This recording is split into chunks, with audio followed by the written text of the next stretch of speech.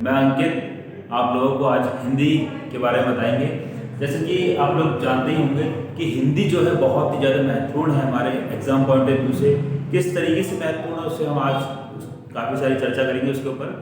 और जैसे कि आप लोग जानते हैं कि इस टाइम पे यूपीएसआई हो गया और कांस्टेबल हो गया, लेखपाल हो गया, यूपी टेट हो गया, सी टेट हो गया, इन सब में हिंदी जो है बहुत ही इंपॉर्टेंट रोल लगती है क्वालिफाई करने के लिए।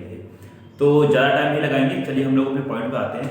जैसे कि आप लोग जानते ही हैं कि यहाँ पे जो मैंने हेडलाइन लिखी है हिंदी भाषा का विकास। जो हिंदी लैंग्वेज है हमारी, उसका हमारे जीवन में क्या रोल है और उसका हमारे एग्जाम पॉइंट ऑफ व्यू से किस तरीके से इंपॉर्टेंट है उसके बारे में हम देखेंगे।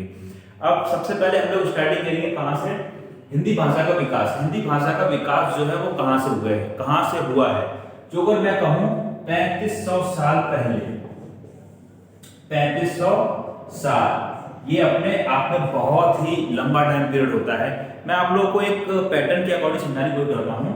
सबसे पहले क्या था, सबसे पहले 1500 ईसा पूर्व की बात कर रहा हूं। 1500 ईसा पूर्व से लेकर 1000 ईसा पूर्व, 1500 ईसा पूर्व से लेकर 1000 ईसा पूर्व के बीच में क्या होता है, हमारी कौन सी संस्कृत आती है, वैदिक संस्कृत आती है। वैदिक संस्कृत क्या है, वैदिक संस्कृति हमारी वो है जो जिसमें हमारे ऋग्वेद आदि ग्रंथ लिखे गए हैं। ये वो संस्कृत है जिन्हें हम पढ़ना चाहें तो नहीं पढ़ सकते, बहुत ही टिपिकल लैंग्वेज है। हम जो संस्कृत पढ़ते हैं वो लौकिक संस्कृत पढ़ते हैं।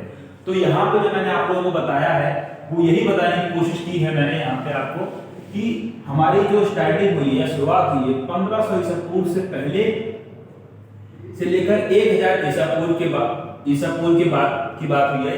इस टाइम पे जो हमारी कौन चल रही थी, वैदिक संस्कृत चल रही थी। वैदिक संस्कृत, वैदिक संस्कृत, वैदिक संस्कृत में क्या क्या लिखे गए, जो हमारे ग्रंथ हैं जैसे ऋग्वेद, ऋग्वेद आदि की रचना वैदिक संस्कृत में हुई है। तो यहां पे हम लोग लिख सकते हैं ऋग्वेद,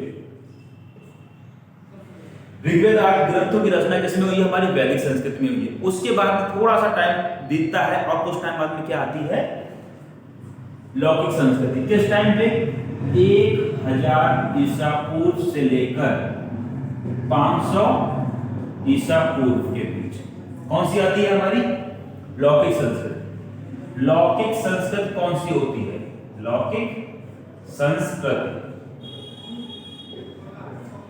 लौकिक संस्कृत जिसमें हमारे साहित्य वगैरह लिखे गए हैं, कुछ ग्रंथ वगैरह लिखे गए हैं। जैसे रामचरितमानस, रामचरितमानस क्या लिखी हुई है, एक तरीके का साहित्य, यानी कि इस टाइम पे किसकी रचना हुई, साहित्य की। ठीक है, इस काल को या इस टाइम पीरियड को क्या बोलते हैं, इस टाइम पीरियड को बोलते हैं प्राचीन इतिहास। ठीक है, क्या बोलते हैं, प्राचीन इतिहास। और साथ ही साथ इसको हम लोग जो डिनोट करते हैं वो किस तरीके से, इस तरीके से लिख सकते हैं, प्राचीन आर्य भाषा काल, भाषा काल। ये टाइम पीरियड कौन सा हो गया, प्राचीन आर्य भाषा काल टाइम पीरियड हो गया ये। इसके बाद थोड़ा सा पढ़ते हैं, फिर आएगा हमारा कौन सा, मध्य आर्य भाषा काल, फिर आएगा हमारा कौन सा, आधुनिक भाषा काल।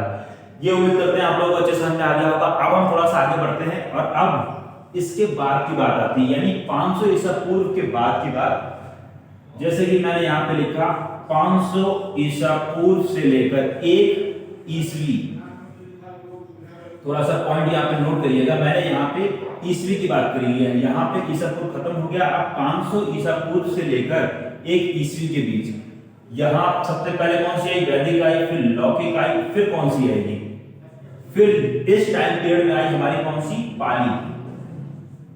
अब पाली के बारे में थोड़ा सा हम लोग देख लेते हैं। पाली कौन सी लैंग्वेज है, कौन सी भाषा है। पाली जो गौतम बुद्ध जी जो थे उन्होंने अपने जो त्रिपिटक आदि रचनाएं वगैरह जो हैं वो कौन सी, पाली भाषा में ही लिखी हुई है। कौन, गौतम बुद्ध।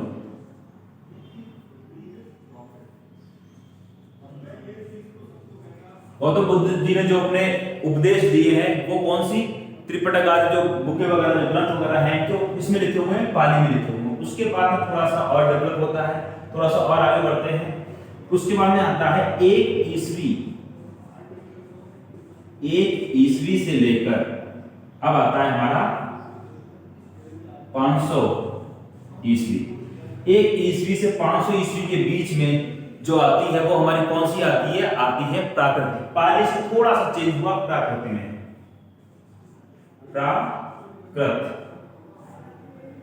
उसके बाद में थोड़ा सा और इसी तरीके से चेंज होगा और फिर आगे बढ़ेंगे इसमें हम।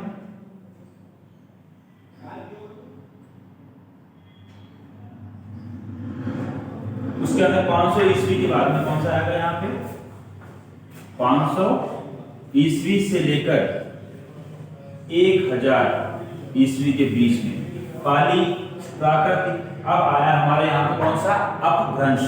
अपभ्रंश में क्या चीज है उसको हम देखेंगे। अपभ्रंश प्राकृतिक में जो अगर हम समझना चाहें तो कौन सी रचना हुई है, किस तरीके से डेवलप हुआ, तो बता सकते हैं कि जो प्राकृतिक हो गई उसका फिर अपभ्रंश हो गई। प्राकृतिक में हमारी जो महावीर स्वामी जी हैं, कौन? महावीर स्वामी जी ने अपने उपदेश दिए कौन सी भाषा में? प्राकृत में। उसके बाद अपभ्रंश। अब इसी के टाइम पे एक छोटा टाइम पीरियड है कौन सा?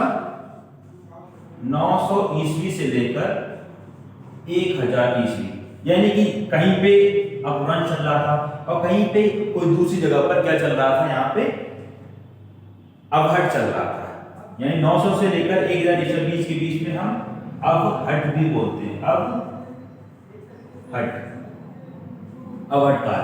ये जो मैं आपको बता रहा हूँ ये पूरा पैटर्न बता रहा हूँ। कहाँ से स्टार्ट हुई? वैदिक संस्कृत, फिर लौकिक संस्कृत आई, फिर कहाँ प्राकृत, पाली आई, पाली से प्राकृत में कन्वर्ट चेंज हुआ, प्राकृत से अपभ्रंश आया, अपभ्रंश से क्या आया? अवहट आया।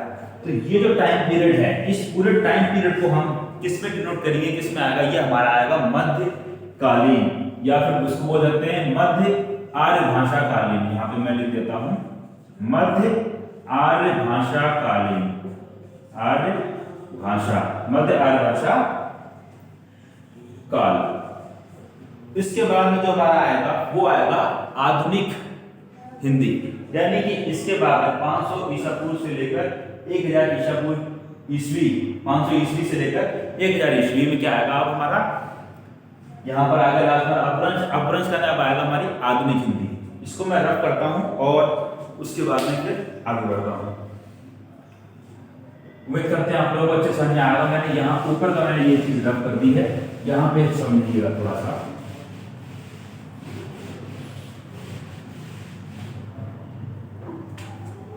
दो पैटर्न हमारे आ गए। आखिरी पैटर्न जो हमारा बचा है कौन सा? आधुनिक। आधुनिक हिंदी। आधुनिक हिंदी में हमारी किस तरीके से आएगी उसको हम देखेंगे। आधुनिक हिंदी जो हमारी स्टार्ट हुई वो कहां से? 1100 ईस्वी से लेके 1450 ईस्वी। 1100 ईस्वी से लेकर 1450 ईस्वी के बीच में कौन सा आता है हमारा? प्राचीन हिंदी। प्राचीन हिंदी। उसके बाद में इसमें थोड़ा सा और आगे बढ़ते हैं। अब यहाँ पे क्या आएगा? 1450 ईस्वी से लेकर 1850 ईस्वी के बीच में आएगा। 1450 ईस्वी से लेकर 1850 ईस्वी मध्यकालीन हिंदी या फिर मध्य हिंदी। मध्यकाल हिंदी। और इसके बाद में आखिरी में आता है हमारा कौन सा? 1850 से लेकर 1850 ईसा से लेकर अब तक का जो काल है हमारा, यानी कि आज तक का जो समय है अब तक, ये कौन सा हो जाएगा? आधुनिक हिंदी। यानी जो आज के टाइम पे हम लोग यूज कर रहे हैं, आधुनिक हिंदी। ये पूरा मैंने आप लोगों को एक पैटर्न बता दिया कि किस तरीके से हमारे एग्जाम में क्वेश्चन पूछे आते हैं। क्वेश्चन कई बार आएगा कि आधुनिक हिंदी काल कौन सा है? तो आधुनिक हिंदी काल कौन सा? 1100 से लेकर अब तक का टाइम। इसे पूछा जाएगा हमारा कौन सा प्राचीन हिंदी का समय जो था वो कौन सा था? प्राचीन हिंदी का समय कौन सा था? 1100 से लेकर 1450 ईस्वी तक। ठीक है, उम्मीद करते हैं आप लोगों को अच्छे समझ आ रहा होगा। इसके बाद हम थोड़ा सा आगे बढ़ते हैं और हम अब देखेंगे जो हमारी बोलियां हैं उनको तो हमने देखा ही था, उसको थोड़ा एक बार और विस्तार से देखते हैं। किस तरीके से देखेंगे उसको थोड़ा ध्यान रखिएगा। अब होता क्या है, एक इसको मैं पढ़ता हूं फिर कुछ और चीज बताता हूं।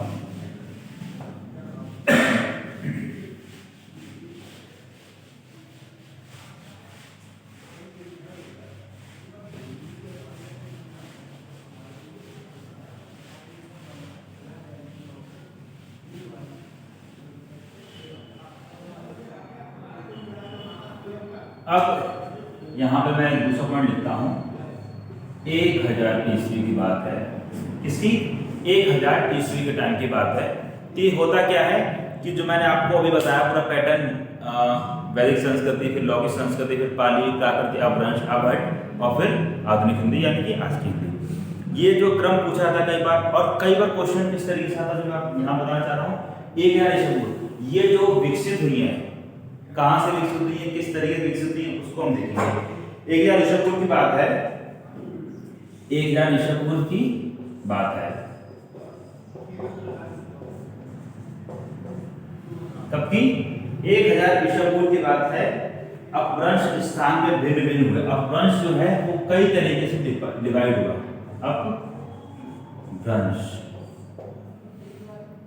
अपभ्रंश मेन जो है 7 प्रकार में डिवाइड हुआ है। कौन कौन से? एक कौन सा हमारा जो हमने बोली पढ़ी थी, पश्चिमी हिंदी। पश्चिमी हिंदी किसके अंतर्गत आती है? पश्चिमी हिंदी हमारी आती है शौरसेनी अपभ्रंश। तो वैसे ही शौरसेनी अपभ्रंश है। फिर कौन सी है हमारा? अर्धमागधी है, मागधी है। ये सारी की सारी चीजें यानी कि जो अपभ्रंश डिवाइड हुआ है वो कौन कौन से अपभ्रंश डिवाइड हुआ है उसको हम देखेंगे। पहला पॉइंट यहाँ पे मैं लिखता हूं, शौरसेनी। शौरसेनी